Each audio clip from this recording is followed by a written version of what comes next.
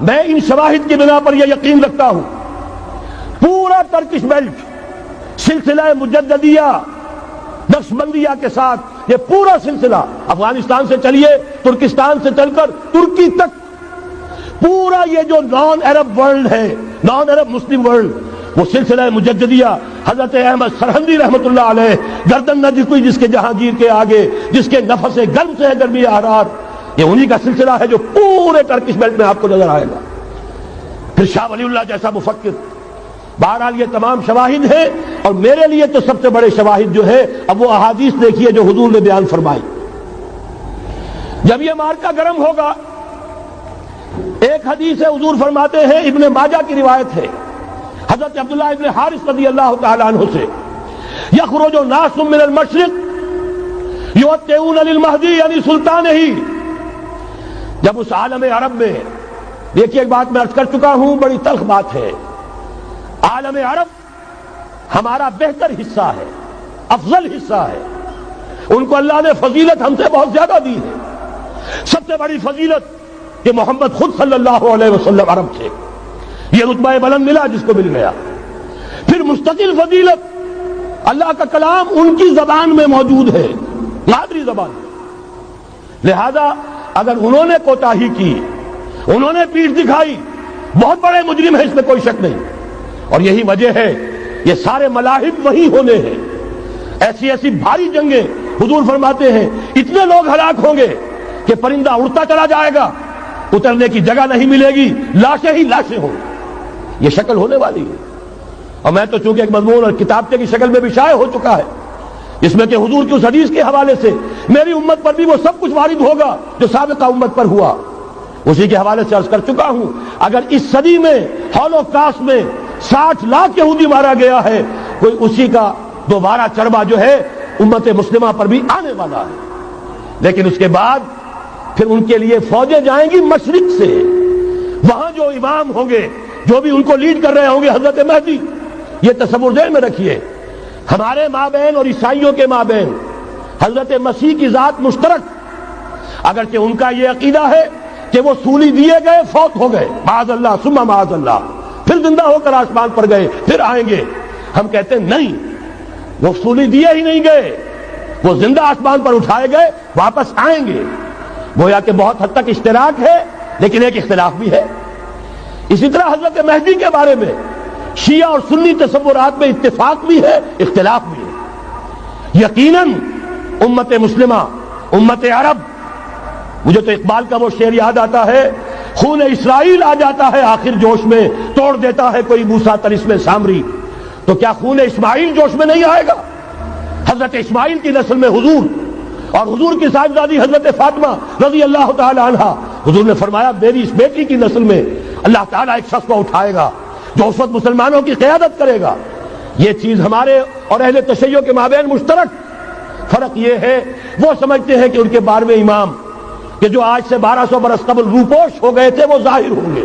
ہمارے نزدیک نہیں. وہ پیدا ہوں گے نو مولود ہوں گے عام انسانوں کی طرح آئیں گے ہوں گے نسل فاطمہ میں سے رضی اللہ تعالی عنہا اور وہ اس وقت عربوں کی قیادت کریں گے.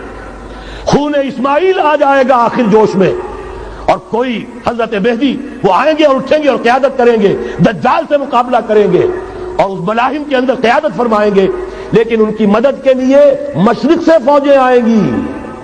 گویا کہ پہلے مشرقی کسی ملک میں یہ نظام قائم ہو چکا ہوگا کوئی ایسی طاقت وجود میں آ چکی ہوگی کہ جب وہاں بھٹی دہکے گی تو وہاں کے مسلمانوں کی امداد مشرقی ممالک سے جائے گی. اور ایک دوسری حدیث میں یہ تو ترمذی کی روایت ہے کتب حدیث میں 3 نمبر پر کتاب یہی ہے صحیح بخاری صحیح مسلم پھر یہ جامع ترمذی. اس میں حضرت ابو ہریرہ سے روایت ہے یخرج من خراسان رایات سود. خراسان میں بتا چکا ہوں حضور کے زمانے کا خراسان افغانستان کچھ حصہ پاکستان کا کچھ روسی ترکستان کی آزاد ریاستیں جو ابھی ہوئی ہیں تھوڑا سا حصہ ایران کا یہ خراسان بزرگ یہ اولڈ گریٹر خراسان. یہاں سے فوجیں چلیں گی سیاہ علم برآمد ہوں گے اور کوئی طاقت انہیں روک نہ سکے گی ان کا منہ پھیر نہ سکے گی. یہاں تک کہ وہ ایلیا حضور کے زمانے میں یروشلم کا نام تھا یہاں تک کہ ایلیا میں جا کر نصب ہو جائے. گویا کہ یہ جو ہمارے ہاتھ سے نکلا ہے قبضے سے پہلے بھی عربوں کے ہاتھوں سے نکلا تھا بیت المقدس یروشلم، عرب واپس نہیں لے سکے تھے۔ کرد خون صلاح الدین ایوبی اس نے واپس لیا، عربوں میں دم نہیں رہا تھا، عیاشیوں کی وجہ سے کھوکھلے ہو چکے تھے۔ میں تجھ کو بتاتا ہوں تقدیر امم کیا ہے، شمشیر و ثنا اول، طاؤس و رباب آخر۔ یہی وجہ ہے کہ تقریباً 20 صدی کے بعد ان کی حکومت ختم۔ آشمارا حق بود گر خون بارت بر زمین بر زوال ملک مستعصم امیر المومنین۔ یہ ہوا کہ نہیں ہوا؟ جبکہ آئے ہیں تاتاری ہورس، اور جنہوں نے کہ آخری خلیفہ بنو عباس اسے محل میں سے نکالا، ایک کھال کے اندر لپیٹ کر اور اپنے گھوڑوں کے سوؤں تلے کچل دیا۔ عرب معزول کر دیے گئے تھے، لیکن اب دوبارہ عربوں کو جب سہارا ملا ہے، لیکن اب بھی انہوں نے کہیں اسلام قائم نہیں کیا۔ کوئی روس کا غلام رہا، کوئی امریکہ کا غلام رہا، کسی نے اس کا ساتھ دیا، کسی نے اس کا ساتھ دیا۔ تہذیب ہے تو مغربی، تمدن ہے تو مغربی، وضع میں تم ہو نصارہ تو تمدن میں ہنود۔ یہ مسلمان ہیں جنہیں دیکھ کے شرمائے یہود۔ یہی معاملہ جب ان کا ہوا تو اب اللہ تعالیٰ کی طرف سے ان کے اوپر وہ عذاب کی بھٹی گرم ہونے والی۔ لیکن اس کے بعد پھر یہاں سے جائیں گے وہ جو ان کی مدد کریں گے، اور یہ ایلیا کو واپس لینے والے، یہ مشرق سے چلنے والے لشکر ہوں گے۔ یہ 2 حدیثیں ابھی سن لیجئے، اور تیسری حدیث یہ ہے، حضور نے فرمایا، یہ سنن نسائی کی روایت ہے، قال رسول اللہ صلی اللہ علیہ وسلم عصابتان من امتی احوذهم اللہ من النار احرزهم اللہ من النار۔ میری امت کے 2 لشکر ایسے ہوں گے جنہیں اللہ نے آگ سے نجات دے دی ہے، پہلے ہی سے ڈکلیئرڈ ہے۔ عصابت تغزو الہند، ایک لشکر کے جو ہند پر حملہ آور ہوگا، وعصابت تکون مع عیسیٰ ابن مریم علیہ السلام، اور دوسرا لشکر وہ ہے جو حضرت عیسیٰ کے ساتھ جا کر اور ان کے ساتھ مل کر یہودیوں کے خلاف جنگ کرے گا۔ میں اس حدیث کا جو مطلب سمجھتا ہوں واللہ عالم، یہ اسی علاقے میں جب انقلاب آ جائے گا، یہ علاقہ خراسان اور پاکستان، جب یہاں نظام خلافت قائم ہوگا، یہاں سے اسلام کی توسیع ہوگی، اور یہاں سے جانب مشرق ہند اور جانب مغرب یہ جو یہودیوں کا سیلاب آ رہا ہے، ان دونوں کا مقابلہ کرنے کے لیے انشاءاللہ العزیز، ورنہ یہ عصابتان جو ہے ایک حدیث میں جمع کرنے کی کوئی اور حکمت ہو نہیں سکتی، ورنہ تو ہندوستان پہ کئی لشکر آئے ہیں، لیکن یہ کہ در حقیقت اسی وقت جبکہ عالم عرب میں وہ بھٹی دہکے گی، اسی وقت یہاں انقلاب آ چکا ہوگا۔ ایک طرف یہاں سے مدد کے لیے لشکر جائیں گے کہ جو مسلمان عرب جو ہے ان کی مدد کریں گے، حضرت مہدی کے جھنڈے تلے لڑیں گے، حضرت مہدی کی حکومت کو مستحکم کریں گے، یؤتون للمہدی۔ دوسری طرف وہ ہندوستان کی طرف پیش قدمی کریں گے، اور یہیں سے جیسے اس وقت سیلاب نکلا تھا جزیرہ نما عرب سے، ایک داہنی طرف ایک بائیں طرف، ایران، افغانستان، ترکستان، ادھر مصر، لیبیا، الجزائر، مراکش، برطانیہ، اسی طریقے سے انشاءاللہ اسی علاقے سے اس کا آغاز ہوگا اور بات آگے بڑھے گی۔ تو غرض اصل حاصل کیا ہے؟ یہ ہونا ہے، پچھلے آثار ثابت کر رہے ہیں کہ ہونا ہے، حضور کی احادیث بتا رہی ہے کہ یہی سے ہونا ہے۔ ہوا صرف یہ ہے ہم بھٹک گئے، ہمیں اپنی منزل یاد نہ رہی۔ میں تو بہرحال ان لوگوں میں سے ہوں جنہوں نے نعرے لگائے تھے پاکستان کا مطلب کیا، لا الہ الا اللہ۔ میں سن 46 میں یہاں حبیبیہ ہال میں قائد اعظم نے مسلم اسٹوڈنٹ فیڈریشن کے جس اجلاس کو خطاب کیا تھا، ضلع حصار سے جو 2 ڈیلیگیٹ آئے تھے ان میں سے ایک میں تھا۔ میں نے بہرحال اس تحریک میں بھی حصہ لیا ہے، ایک ننھے کارکن کی حیثیت سے لیا ہے، پھر حالات کو بدلتے اپنے آنکھوں سے دیکھا ہے، ہم کہاں سے کہاں جا پہنچے ہیں۔ ضرورت صرف اس بات کی ہے کہ آج ہمارا حال یہ ہے، ہماری قیادت، ہماری سیاست ان لوگوں کے ہاتھ میں ہے کہ وہ فریب خوردہ شاہی کے پلاح و کرگسوں میں اسے کیا خبر کہ کیا ہے، تب وہ تابع جاویدانہ، ان کی تہذیب مغربی، ان کی ذہنیت مغربی، ان کی وضاقتہ مغربی، ان کا تمدن مغربی، ان کی سوچ مغربی، ان کے سارے اطوار مغربی۔ لہذا در حقیقت ایک تو یہ کہ ان سے چھٹکارا پانا، اور دوسرے یہ کہ در حقیقت مغرب کی تمام طاقتوں کو للکارنے کے لیے اس قوم کے اندر سے جذبہ ایمان، جذبہ جہاد کو برآمد کرنا، یہ 2 کام ہیں جو کرنے ہیں۔ اور اگر ہم یہ کر لیں گے، جیسا کہ میں نے آیت آپ کو سنائی تھی، اللہ کا کوئی وعدہ غیر مشروط نہیں، ایمان اور عمل صالح، ایمان اور جہاد، یہ وعدے پورے کرو گے تو اللہ کا وعدہ بھی پورا ہوگا۔ لیکن ظاہر بات ہے جیسے یہودیوں نے یورپ کو فتح کیا اور آج وہ مغرب یہودیوں ہی کے زیر اثر ہمیں فتح کرنے پر تلا ہوا ہے۔ آج نوٹ کیجئے، جس طرح 3 اطراف سے یہودیوں نے حملہ کیا یورپ پر، میں اس کا تذکرہ کر چکا ہوں، آج ہم پر بھی اسی طرح کا 3 pronged اٹیک ہے۔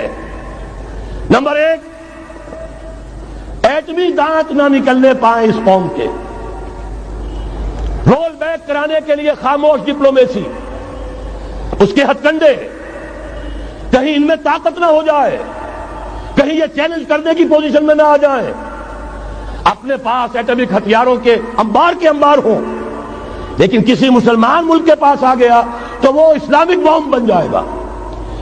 اگر وہ اسرائیل کے پاس ہے کوئی حرج نہیں، لیکن پاکستان کے پاس کسی صورت میں ہتھیار نہیں ہونا چاہیے۔ کمزور رکھو، ہمارے دستے نگر رہے، ہماری ہی مرضی پر، ہمارے چشم ابرو کے اشارے پر حرکت کریں۔ نمبر 2، اباحیت، بے حیائی، عریانی، فحاشی، اس کا سیلاب، اور سب سے بڑھ کر خاندانی نظام کو برباد کرنے کے لیے یہ بہبود آبادی کا پروگرام۔ اور دیکھیے جادو وہ جو سر چڑھ کر بولے، مسلمانوں کے ہاتھوں کرا رہے ہیں۔ قاہرہ میں کانفرنس کرائی ہے ایک مسلمان ملک میں، اور یہ کہ اس کو آرگنائز کرنے والی ایک پاکستانی مسلمان عورت۔ یہ ہے در حقیقت کہ وہ لوگ اگر کرنا بھی چاہتے ہیں تو اس کا الزام بھی براہ راست اپنے اوپر نہیں، بلکہ یہ کہ خود کوئی مسلمان ہو جو یہ کام کرے۔ اب جو سیلاب آئے گا، جس کے لیے مدد بھی دی جا رہی ہے، اس سے ہمارے سارے بندے حیا ٹوٹ کر رہ جائیں گے، خاندانی نظام درم برم ہو کر رہ جائے گا۔ جو ابھی تک اللہ کا شکر ہے کہ ہمارے ملک کے اندر انٹیکٹ ہے کچھ اوپر کا طبقہ جو بالکل ہی مغربی تہذیب میں رگا گیا ہے، ورنہ ہمارے ہاں خاندان کا نظام ابھی انٹیکٹ ہے۔ لیکن یہ کہ یہ سیلاب بھی بڑی شدت سے آ رہا ہے، یہ چیزیں بیک وقت کیوں ہو رہی ہیں؟ اور تیسرا اور سب سے زیادہ سٹل وار، سب سے زیادہ یوں سمجھیے کہ جو لطیف، جو کہ ایک طرح کا احسان جتایا جا رہا ہے، ڈالروں کی اب یلغار۔ اب یہاں پر امریکی سرمایہ، ڈالر چاہے مشرق سے آئے چاہے مغرب سے آئے، وہ یہودیوں کا اعلی کار ہے۔ آپ نے اگر $1 نوٹ کا اگر کبھی نقشہ دیکھا ہو، اس کے اوپر جو سگنیا بنا ہوا ہے، جو نشان ہے، وہ کیا ہے؟ پیرامڈ، احرام مصر۔ یہ کن کے لیے اہمیت رکھتے ہیں؟ ہزارہا یہودیوں کا خون اور ان کی ہڈیاں ان پیرامڈز کے تلے دبی ہوئی۔ جب یہ احرام بنائے گئے تھے، یہ یہودی وہاں غلامی کے دور میں تھے، بیگار ان سے لی جا رہی تھی، بڑے بڑے پتھر جب گرتے تھے تو پسنے والے یہودی ہوتے تھے۔ یہ ان کی اپنی جیسے ہولوکاسٹ، جیسے انہوں نے اس کو اپنا سمبل بنایا ہوا ہے، اسی طریقے سے پیرامڈ، مصر کا پیرامڈ، یہ گویا کہ ان کے اس زوال کا ایک نشان ہے۔ اور اس پر ایک آنکھ بنی ہوئی ہے، ایک آنکھ، کان دجال کی آنکھ، وہ دیکھ رہی ہے۔ عجیب ہے یہ سمبل۔ نیچے لکھا ہوا ہے نووس آرڈو سکلورم، اور یہ در حقیقت 1776 جو نیچے لکھا ہوا ہے وہ رومن حروف کے اندر، یہ 1776 ہے جو میں بتا چکا ہوں، آرڈر آف ایلومیناٹی وساپ نے قائم کیا تھا۔ عام دنیا یہ سمجھتی ہے کہ شاید یہ امریکہ کا یوم آزادی ہے، سن آزادی ہے۔ 1 مئی اس آرڈر آف ایلومیناٹی کی تاسیس 1 مئی کو ہوئی ہے۔ یہ 1 مئی جو منایا جاتا ہے، دھوکہ یہ دیا گیا ہے کہ یہ شکاگو کے جو مزدور ہیں ان کی یادگار ہے۔ حقیقت میں یہ 1 مئی اور 1776 آرڈر آف دی ایلومیناٹی کی تاسیس کی تاریخ ہے۔ یہ تمام معاملہ سمجھ لیجئے۔ ڈالر در حقیقت ہم نے ابھی تازہ ندائے خلافت میں نعیم صدیقی صاحب کی نظم شائع کی ہے، 45 برس بلکہ شاید اس سے بھی زیادہ عرصے کی پرانی نظم ہے جو ہم نے شائع کی ہے۔ ڈالر میرے اس دیش کو ناپاک نہ کرنا، اور میں تو انہیں داد دیتا ہوں۔ جو کچھ انہوں نے، شاعر کہتے ہیں اس کو جو صاحب شعور ہے، اس صاحب شعور نے جو مشاہدہ کیا ہے کہ ڈالر آئے گا تو کیا آئے گا ہمارے ہاں، اس کے پوری داستان اس تازہ ندائے خلافت میں ہم نے نہ معلوم کہاں سے اس کو کھود کر نکلوایا ہے۔ ہم ان کا احسان مانتے ہیں کہ انہوں نے اپنی یہ پرانی نظم، اب ان کی جماعت تو سب بھول بھال گئی ان چیزوں کو، اسی لیے وہ اسے تج کر باہر بھی اب آ گئے۔ بہرحال ہمیں تو ان کی ایک ایک چیز جو ہے، مجھے تو وہ شعر آج کا اگر آپ نے جنگ کا میرا کالم پڑھا ہو، میری تو فکر کے اندر رچ بس گیا ہے۔ پاکستان کے بارے میں جب کہا تھا، اے آندھیوں سنبھل کے چلو اس دیار میں، امید کے چراغ جلائے ہوئے ہیں ہم، ہماری امیدوں کے چراغ ہے یہ، اسلام کا گہوارہ بننے والی ملک ہے یہ، اس کو ہم نے قائم کیا تھا اسلام کے لیے۔ یہ آندھیاں نہ چلیں، اس ملک کو ہم نے اسلام کے چراغ جو ہے ہم نے اس میں روشن کیے ہوئے ہیں۔